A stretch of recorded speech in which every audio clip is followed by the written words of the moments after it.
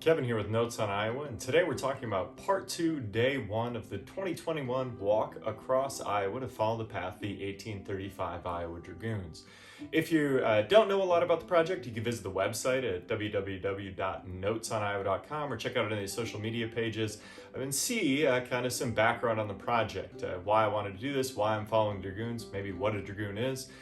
But with part 2, day 1, we picked up where we had left off on part 1 about 10 days prior and started walking from Neil Smith National Wildlife Refuge just south of Prairie City, Iowa, over to Pleasant Hill. So let's take a look at part 2, day 1. So part 2, day 1 started at the Neil Smith National Wildlife Refuge, where you can actually see some remnants of Iowa's environmental past in terms of environment with the restored and remnant prairies there, as well as their big herd of bison. They also host a herd of elk. I never have seen the elk when I've been there. They're usually down around the trees, or when I've asked the different rangers. They're harder to spot, but the bison you can usually see. You can drive through an enclosure that's about 800, 900 acres that they live inside of, and there's a herd of around 50 to 70 animals that's monitored very closely. They take blood samples and hair samples each year of the different animals. They closely maintain the herd to make sure that they're providing for genetic diversity, and they'll move animals out of the herd to continue to create a good balance and continue to preserve this important Iowa species. Bison we don't see in the wild in Iowa today, although there are some small herds or individuals in different places. I know the close one to me here in Mason City is in Norris Springs, but you can see these types of herds, same with elk.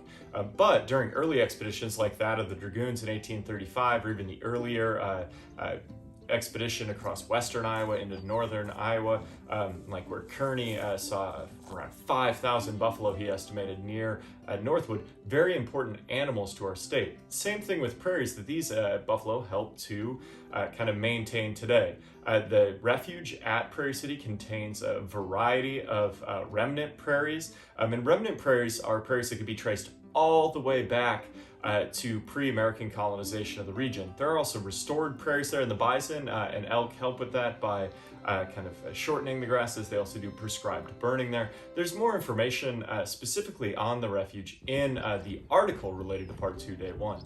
I took off from there and headed south towards a small town of Vandalia, and Vandalia is an interesting town when we think about its role historically. Today you might, if you go out of the southeastern part of Des Moines, you'll run into Vandalia Road, which will take you out there. Vandalia is a small town that springs up during the 1800s, and it's located on an important wagon road between Second Fort Des Moines and Keokuk, so kind of following the river. It's a little bit further north of today's Red Rock Reservoir and the Des Moines River as it exits to the northwest out of there, but an important small one. So if we look at this map from the Andreas 1875 Atlas, you can see Prairie City on the map has the rail line already by 1875. Vandalia has no railroad, which maybe has led to its large-scale population decline. At one point, had over 500 people. Today, very small community. But I passed through there and then caught the Vandalia Road and walked that all the way pretty much to Yellowbanks Park.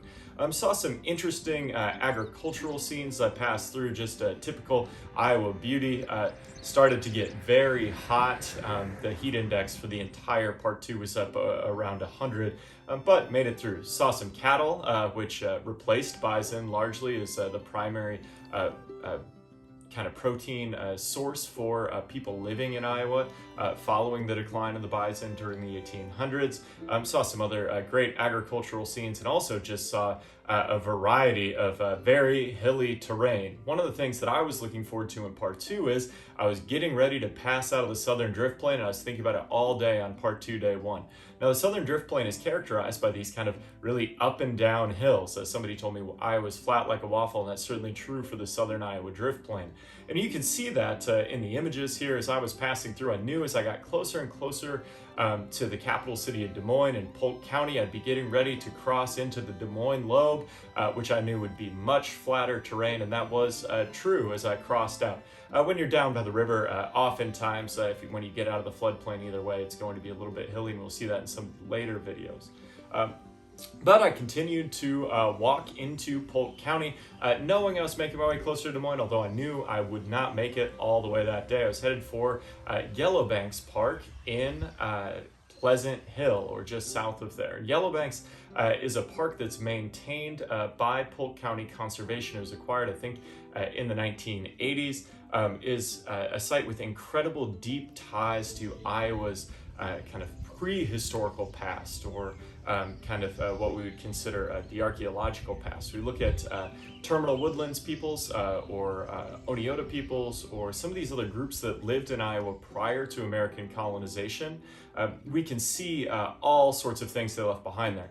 One of the things that made Yellowbanks a site that eventually became parklands was the large-scale archaeological finds. Lots of artifacts were found there, and kind of just a lot of things that tied us into Iowa's deeper past. Today, if you go, there's some different ponds. There's great walking trails throughout the park with some great woods. You can go down by the Des Moines River and get a look at the river at a place that's very scenic. There's the huge bluffs that give the park its name, that are known for a typical yellow color.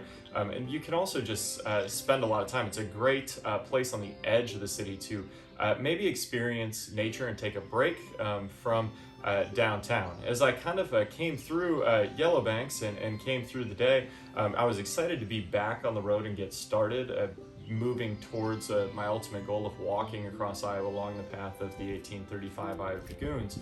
And it was a nice day to really think about Iowa's environmental past, looking both at native fauna and flora, seeing what plants and animals had called Iowa home, and then seeing also some of the agricultural crops, some of the livestock, some of those kind of things, and then eventually returning to a place that has deep ties to Iowa's indigenous past. So, Part 2, Day 1, took me from Neil Smith National Wildlife Refuge near Prairie City to Yellowbanks Park on the edge of Des Moines and into Polk County.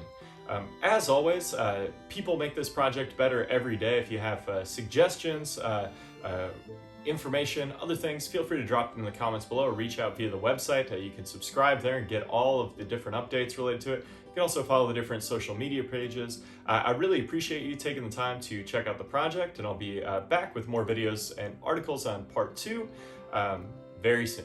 Thanks for watching. There's a lot of good history about Iowa. A lot of people don't even know about it.